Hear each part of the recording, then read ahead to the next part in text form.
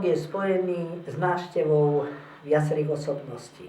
Či to boli cisári, alebo prezidenti, ale my si veľmi ceníme návštevu prvého československého prezidenta Tomáša Garrigua Masaryka, ktorý prišiel do Kežmarku 5. septembra 1930. Nie kvôli Kežmarku samozrejme, ale na východe Slovenska boli nejaké manévre, vojenské cvičenia, dokonca aj s Francúzmi, lebo v Kežmarku sa objavil s francúzskym maršalom. Jeho meno nepoviem, lebo som ho čítal vo viacerých variantoch a skutočne neviem, ako sa naozaj volal. Myslím na toho francúzského maršala.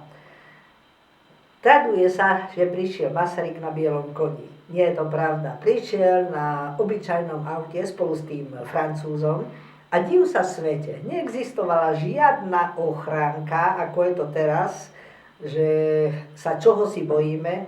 Čoho sa mal báť Masaryk?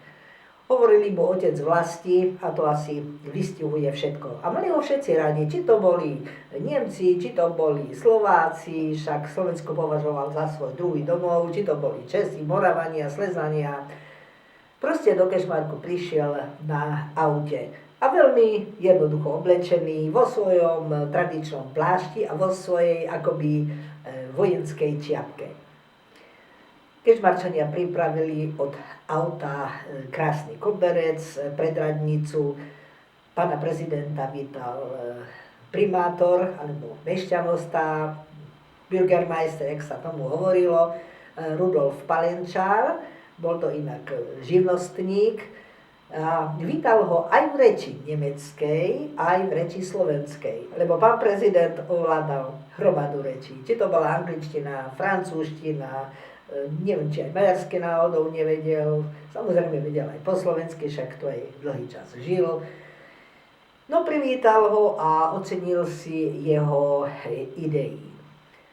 Za Kežmarok pozdravili pána prezidenta dievčatá dve, jedna bola Slovenka a druhá bola Nemka, dali mu kyticu, čiže žiadne veľké show, ako sa to teraz robí.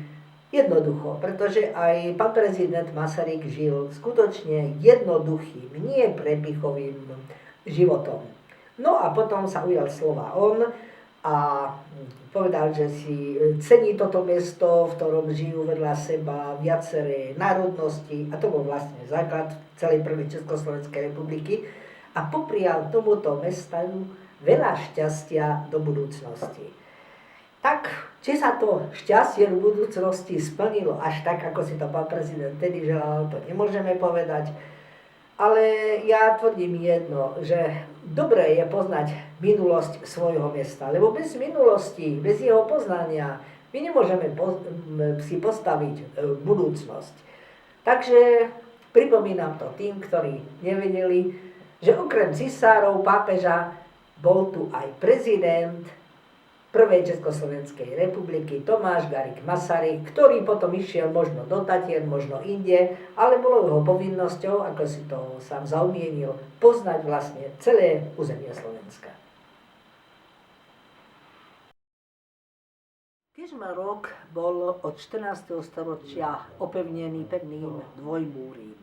Táto nová väža, to bola vlastne väža obuvníkov. A pod ňou bolo obrovské väzenie. Z toho väzenia sa jednoducho vykopať nedalo. Aj keď bola snaha, tie základy tejto 5-hradnej väže skutočne boli monumentálne krásne. Proste musí sa v práci pokračovať. A čo nás po histórii, ktorá má už pomaly 750 rokov.